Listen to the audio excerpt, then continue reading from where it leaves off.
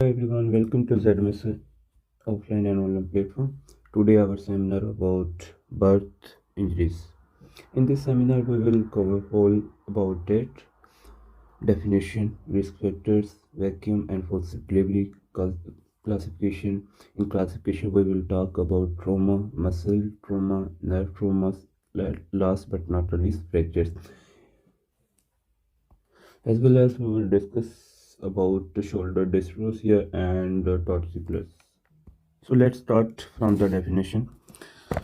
Impairment impairment of an infant's body functions or its structure due to adverse influence that occur during the birth. So let's talk about risk factors. Primiparity, first pregnancy, small maternal stages, prolonged or usually rapid labor, malpresentation of the fetus, for example, breech presentations, and use of the mid-forceps, vacuum extraction, fetal macrosomia, large fetal size, large fetal head. So students, you are looking here about vacuum delivery. Here is a vacuum extractor, okay? And here you are looking about forceps delivery forceps. Here is yours. Next, untrained personnel can damage can lead to the birth injuries with forceps delivery. Classification based on area involved. Trauma during the birth include trauma to the skin, superficial tissues, muscle trauma, nerve trauma, and fractures. Trauma to the skin and superficial tissue skin damage often resulting from the forceps, blade, vacuum extractor, cup, scalp, electrodes, and scalps. Poorly applied forceps, blade, vacuum extractor cup may result scalp abrasions, bruisings, like that. Okay. For example, here this is superficial tissues or soft tissue injury, soft tissue trauma involve edematous swelling and bruisings. This is important. Next, bruising from the forceps injury, like this one area of the bruising. Caput word used for the head. Caput scandium. Most commonly observed scapula lesion. Scapula lesion is a caput scandium, and the swelling consists of the serum, blood, or both accumulated in the tissues above the bones and the often extend beyond the bone margins. Swelling may be associated with overlying petechiae and ecchymosis, and so no specific treatment is needed, and swelling subsides within the few days. Swelling automatically resolves within few days. Here is a caput scanum, okay, and here is color periosteum and kidney, and here is a sphelohematoma. Sphelohematoma is a hematoma hemorrhage in the scalp. Sphelohematoma is found when the blood vessel rupture during the labor or delivery procedure, bleeding into the area between the bones and the periosteum.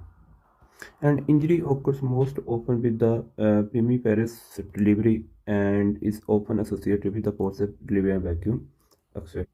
So after trauma to the skin and soft tissue, let's talk about nerve trauma. Nerves most commonly traumatized are facial and brachial plexus nerves. This is important, but spinal cord injury is rare. So paralysis that result from the pressure over the facial nerve. Facial nerve is the cranial nerve 7 in front of the lower portion of the pinna of the ear. Pressure may have occurred in the utero during the labor or from the use of forceps during the delivery. Sign of facial nerve palsy, and on the affected side, baby appear to have no nasolabial fold.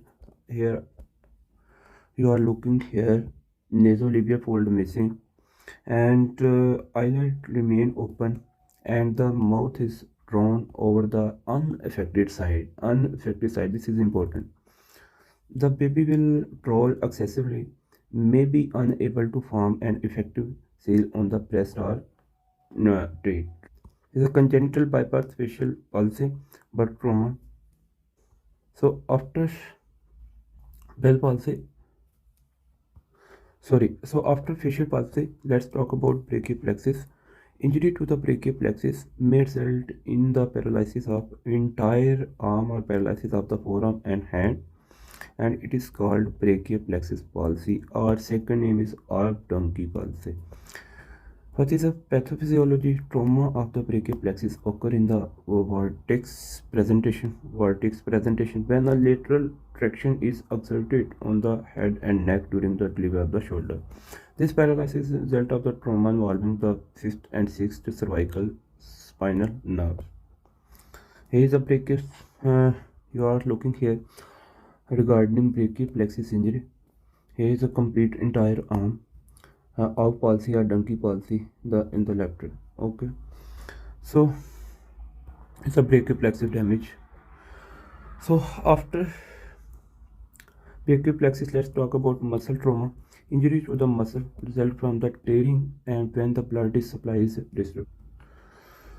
Here we discuss most important term is torticollis. Torticollis is caused by injury at birth to the sternocleidomastoid muscle. Which muscle? Sternocleidomastoid muscle on one side of the neck.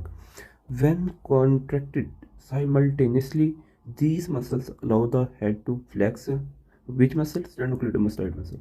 When contracted separately, each turn the head to opposite side. Congenital torticollis, head tilt toward the affected muscle. Contracted sternocleidomastoid muscle (FCM), chin point away from the contracted muscle. What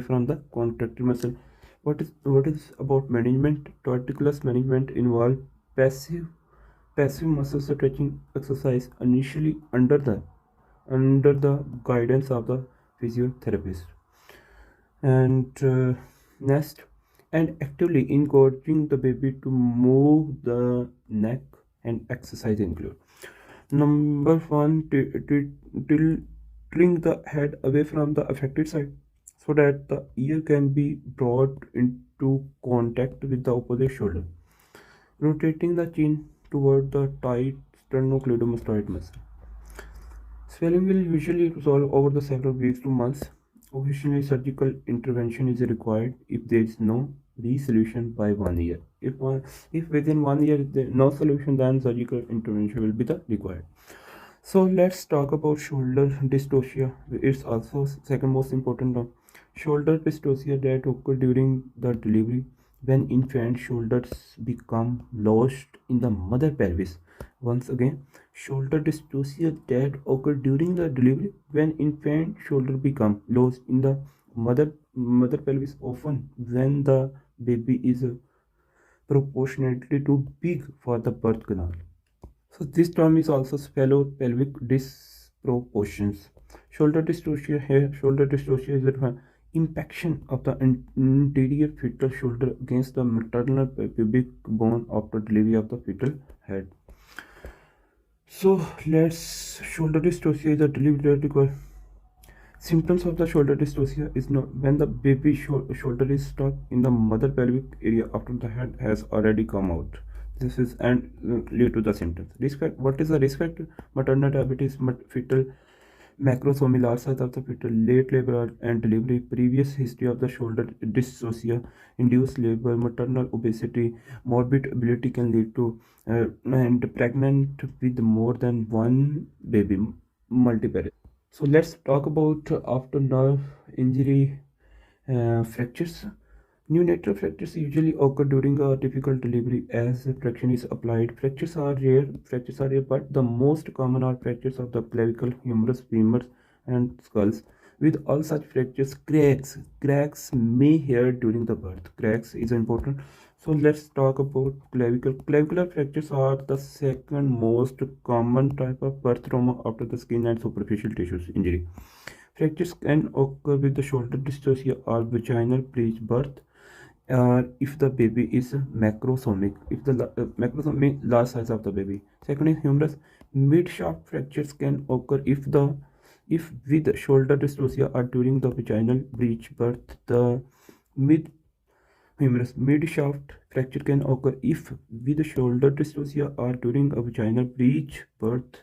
The extended arm is forced down and born. Femur mid-shaft fractures can occur during a vaginal breech birth if the extended legs are forced down and born. So but let's talk about prevention.